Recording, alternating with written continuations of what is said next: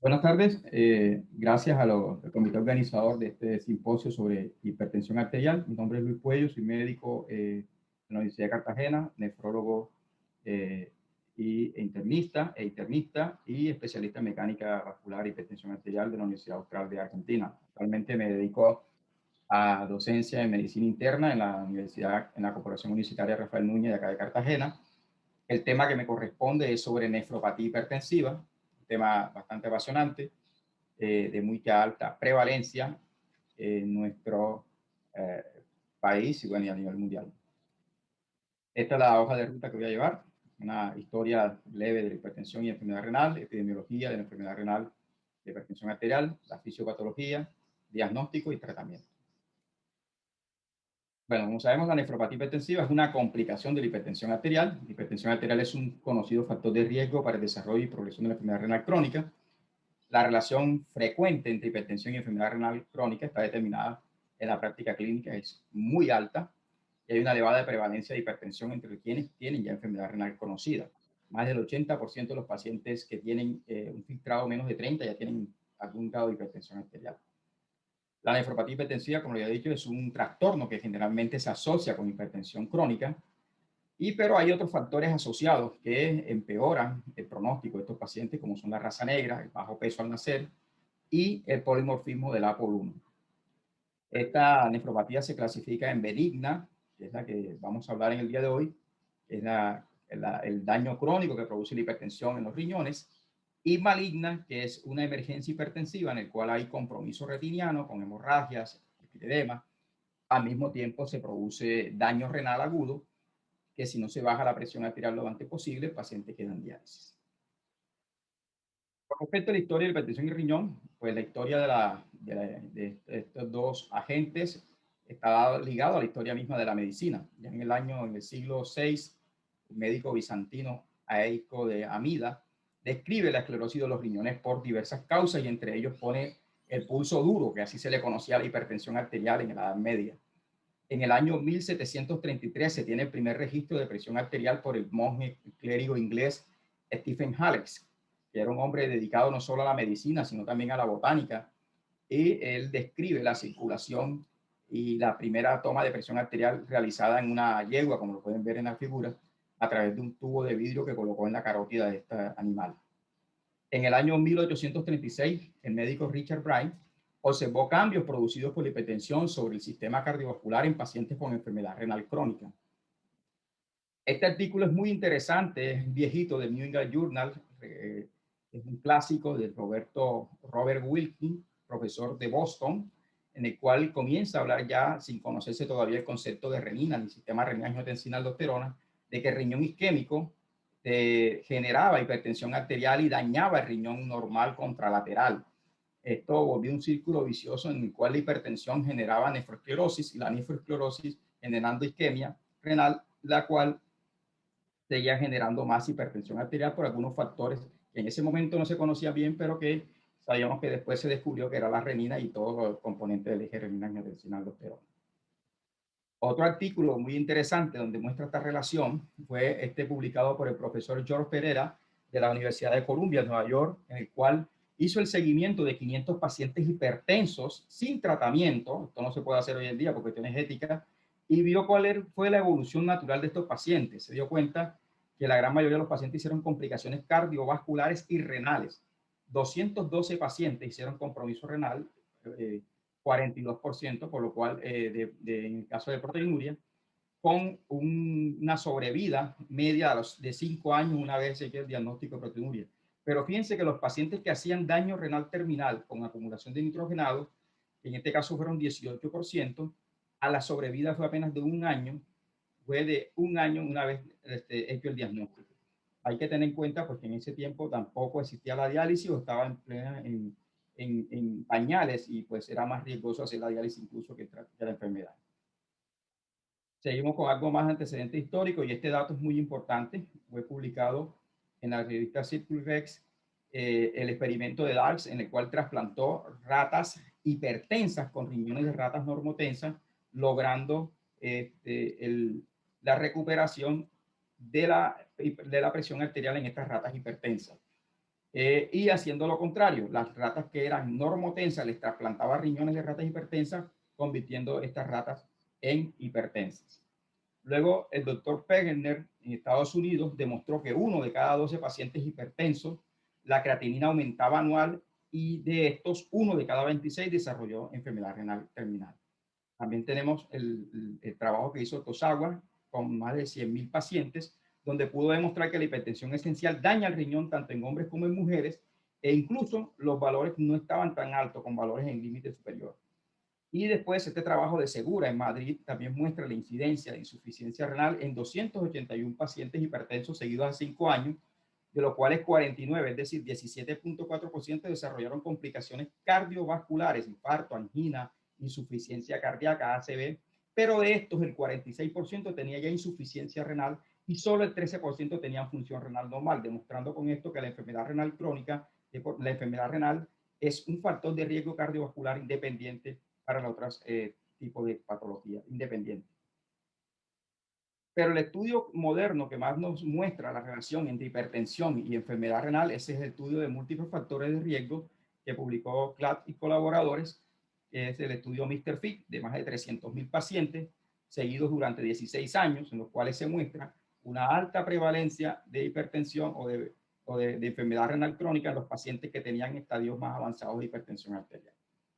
Lo mismo se vio en el estudio PREVENT, en el cual se demuestra que la hipertensión arterial es un factor de riesgo independiente para la progresión de enfermedad renal de manera independiente de la función renal basal, de la edad y la excreción urinaria de albúmina. Casi 5 veces tiene más riesgo el paciente hipertenso mal controlado de desarrollar enfermedad renal, de progresar más bien a enfermedad renal terminal. Bueno, la hipertensión arterial, como lo había dicho, es una enfermedad muy prevalente. Con las nuevas guías de la American Heart Association, asociada con el Colegio Americano del Corazón, publicadas en el año 2017, después del estudio SPRING, se reclasificó la hipertensión arterial y por ende también la prevalencia aumentó en algunos países. Del mismo Estados Unidos, la prevalencia que era con las guías anteriores y con las cifras de tensión arterial de 140-90 era de 31%, pasó al 45% después de la publicación de las nuevas guías con los nuevos valores. Y en países como China, donde la prevalencia era el 25%, los adultos mayores de 18 años, la prevalencia con estas nuevas guías, si se asumen, serían del 50%. O sea, es una enfermedad bastante prevalente. En nuestro país vemos que la prevalencia, estas son las guías de alto costo, las guías de alto costo de acá del Ministerio de Salud, del 2008 al 2019, vemos cómo aumenta el número de pacientes hipertensos y esto que existe algo de subregistro, nuestros registros nacionales. Pero vemos que casi 5 millones de pacientes sufren de hipertensión arterial en nuestro país. Cuando vemos las cifras de acá de la costa atlántica, donde yo vivo, acá en Cartagena, vemos que Barranquilla y Cartagena tienen la mayor prevalencia de hipertensión arterial aún ajustada. Esto, pues creo yo, también tiene que ver mucho con nuestra raza. Tenemos la mayor cantidad en la costa atlántica de personal afrocolombiano. Con respecto a la enfermedad renal crónica, pues sabemos que la enfermedad renal crónica es una condición que representa una elevada carga para el paciente, para la familia, la sociedad y la salud. Aproximadamente un 10% de la población del mundo tiene algún grado de enfermedad renal, eso equivale más o menos a 850 millones de personas, que es responsable de 2.4 millones de muertes al año. La lesión renal aguda no la podemos dejar de un lado y es un importante impulsor de enfermedad renal crónica, afecta a más de 13 millones de personas anual. En nuestro país, en Colombia, para el año 2018 fueron reportadas casi en la cuenta de alto costo casi 13.000 personas con enfermedad renal crónica o alguna de sus enfermedades precursoras como la hipertensión y la diabetes. Y sabemos que la hipertensión es un factor que está relacionado con el inicio del daño renal y al mismo tiempo con su progresión. Ya esto está demostrado, la hipertensión no solamente como iniciadora de la enfermedad renal, sino también como incremento progresor de la enfermedad renal cuando está mal controlada. Y sabemos, como lo había dicho anteriormente, de todas las comorbilidades que se asocian a la enfermedad renal crónica, los pacientes que tienen menos de 30 de tasa de filtración glomerular, vemos que la hipertensión arterial aparece en más del 80% de los pacientes. Entonces, cuando tenemos este binomio, cuando vemos esta relación estrecha entre riñón y enfermedad renal e hipertensión arterial, perdón, se nos hace la misma pregunta: ¿qué fue primero, el huevo o la gallina? ¿Qué fue primero, la hipertensión o el daño renal? ¿O el daño renal nos llevó a ser hipertensos o fue la hipertensión la que llevó al daño renal? Entonces, teniendo uno de pronto claro la fisiopatología de la enfermedad renal hipertensiva, puede darle respuesta a esta pregunta de pronto en una forma casi que certera.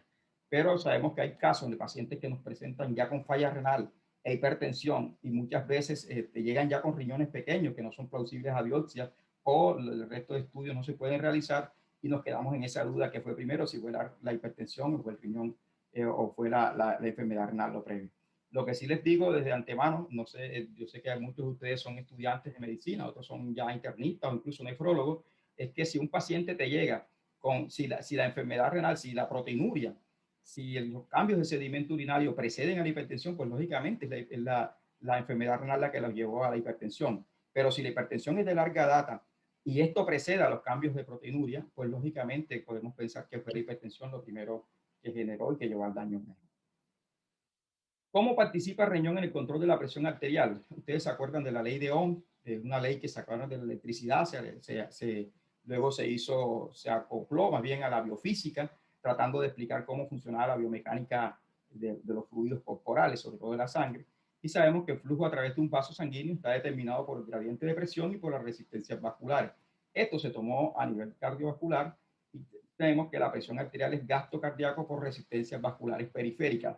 El gasto cardíaco es volumen minuto por frecuencia cardíaca. Miren que el riñón participa en todos estos dos, en los dos términos de la ecuación, tanto en la parte del gasto cardíaco, porque es generador de la volemia, tanto en la pre y la postcarga, como en la resistencia vascular periférica asociada al sistema nervioso autónomo y al sistema endocrino. Así que lo más probable cuando estemos frente a un paciente hipertenso, siempre hay que descartar una causa renal o que la hipertensión dañe directamente al riñón debido a que es uno de los órganos diana que este afecta con mayor prevalencia.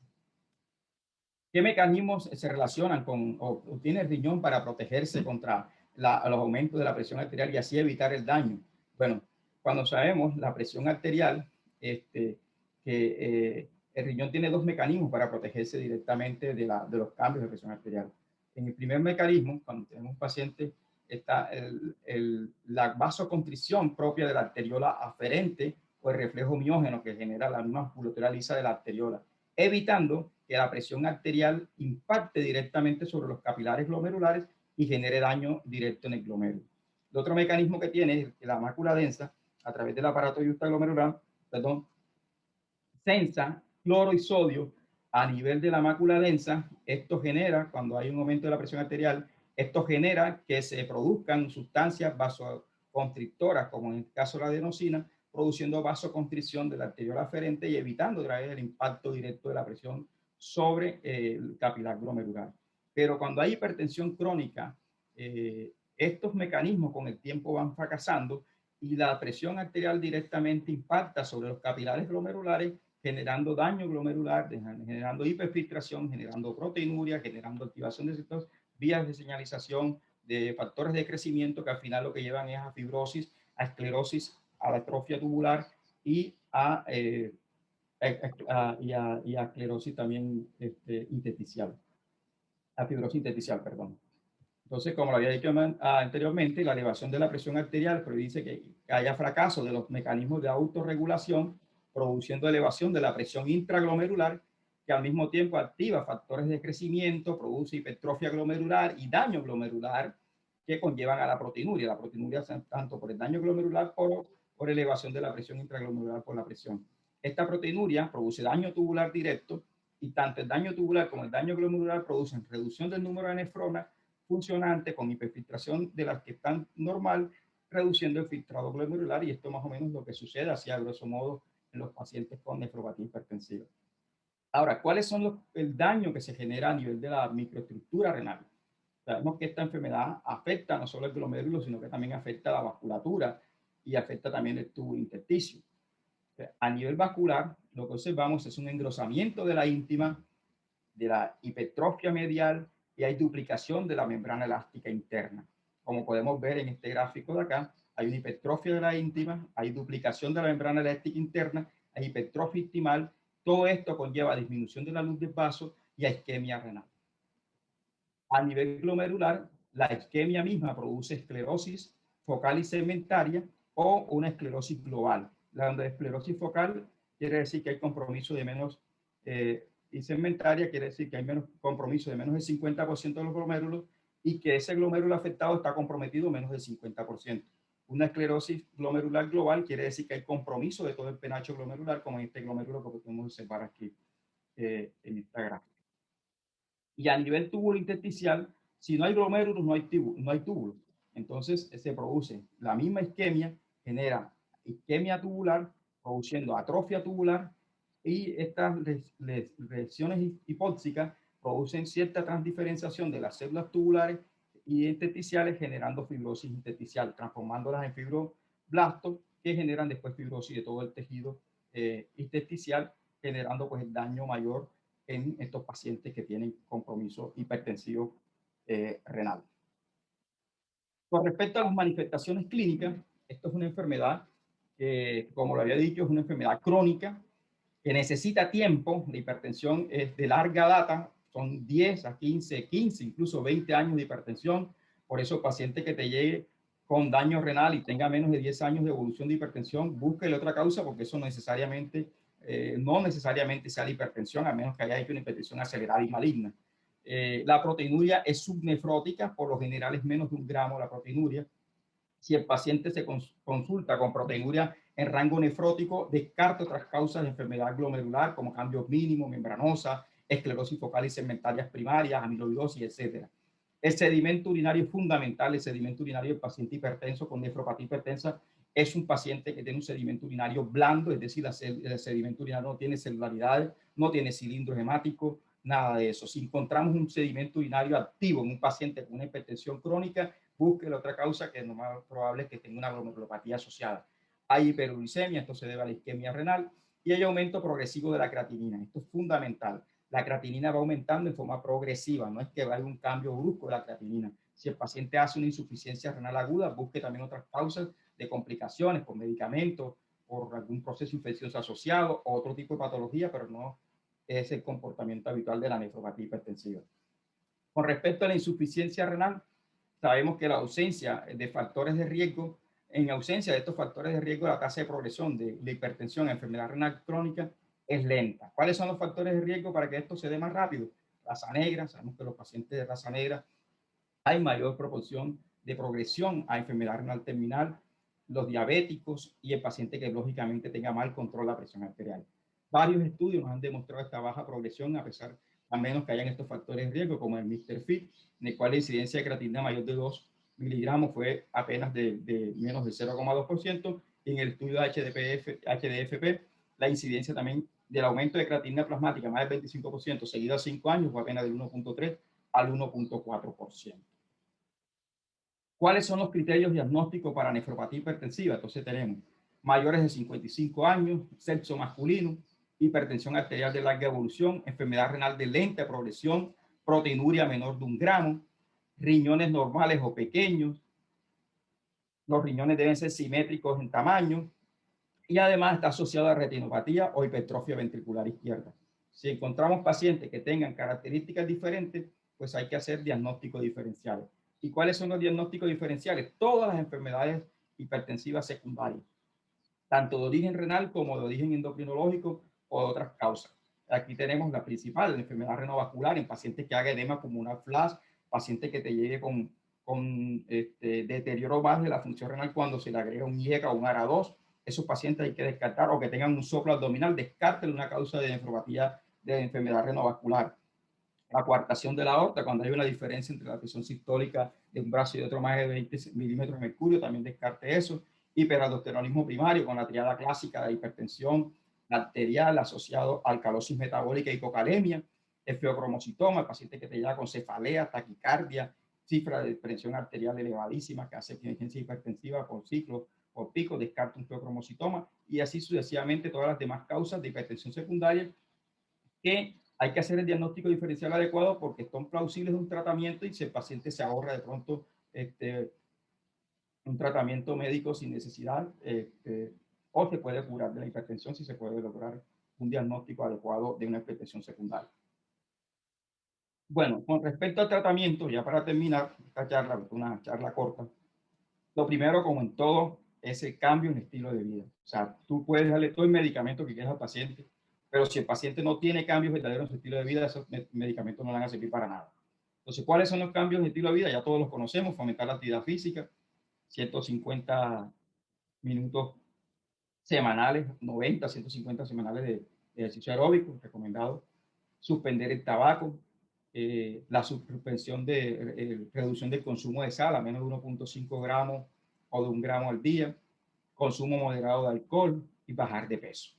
Estas condiciones que son necesarias para disminuir el riesgo cardiovascular y renal se aplican también en este caso de esta patología.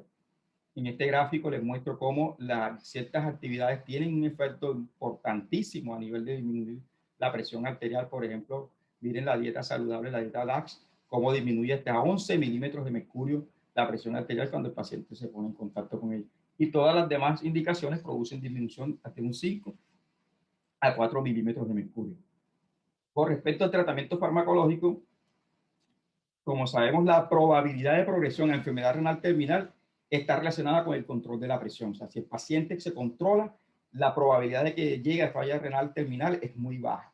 Entonces, ¿qué es importante aquí? Bueno, es importante saber si todos los medicamentos tienen el mismo efecto. O sea, si yo puedo utilizar cualquier antihipertensivo y me va a proteger igual.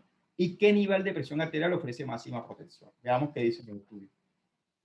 Vemos esto sacado del estudio Mr. Fit, donde están los pacientes negros, pues que tienen mal control de presión arterial, pues van a tener mayor mortalidad asociada a la enfermedad renal en comparación con los pacientes blancos, teniendo los mismos niveles de presión arterial. Ahora, ¿cómo se elige el tratamiento antihipertensivo? Los recomendados son los IECAS y los ARA2 por diferentes estudios. Un estudio que más nos orienta a esto fue el estudio AS, que es el estudio de afroamericanos en Estados Unidos, una población de 1.094 afroamericanos que eran hipertensos, renales crónicos, con proteinuria subnefrótica. Se hizo intervención con ramipril, metoprolol y amlodipino y con dos objetivos de presión arterial. Un objetivo intensificado que era menos de 125/75 y el otro menos de 140/90. El endpoint era duplicación de la creatinina sérica con enfermedad renal crónica terminal o muerte, y los resultados mostraron que la presión arterial promedio nunca se logró con ninguno de los dos objetivos, pero no hubo diferencia en ambos grupos, pero sí en los pacientes que tenían proteinuria. O sea, a pesar de que no se lograron bajar la presión por debajo de 125/75, no ofreció ninguna diferencia con respecto a 140/90 en los pacientes que no tenían proteinuria. En los proteinúricos sí hubo diferencia en disminuir la progresión de enfermedad renal crónica. Y con respecto al medicamento, ramipril tuvo un riesgo significativamente menor de resultados clínicos compuestos secundarios en comparación con los tratados con metoprolol y con amlodipino. Otro estudio que también no se hizo exactamente para esto, pero eran pacientes hipertensos de alto riesgo cardiovascular, que fue el estudio Accomplice de 11.506 pacientes, fueron randomizados doble ciego a benacepril amlodipino y otro grupo a benacepril hidroclorotiazina. El punto final primario era muerte de causa cardiovascular, infarto no fatal, ACV no fatal, hospitalización por angina, resucitación por muerte súbita, revascularización coronaria, y los puntos renales eran duplicación de la creatinina sérica y progresión de enfermedad renal terminal.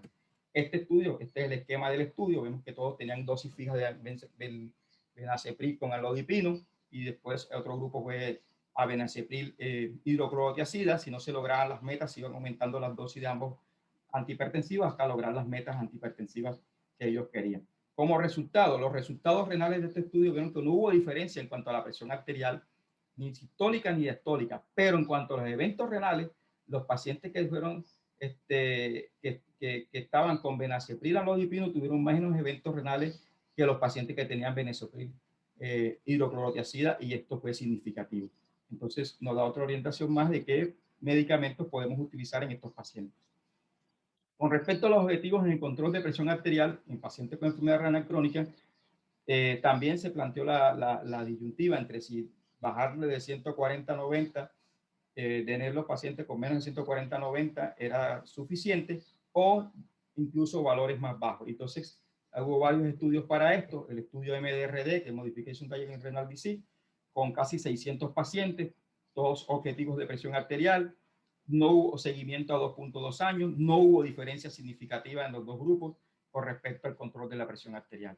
El estudio AS, del cual ya hablamos, en afroamericanos, también dos valores de presión arterial a 4 años, no hubo diferencia significativa con respecto a niveles de presión arterial menos de 125/75 comparado con 140/90.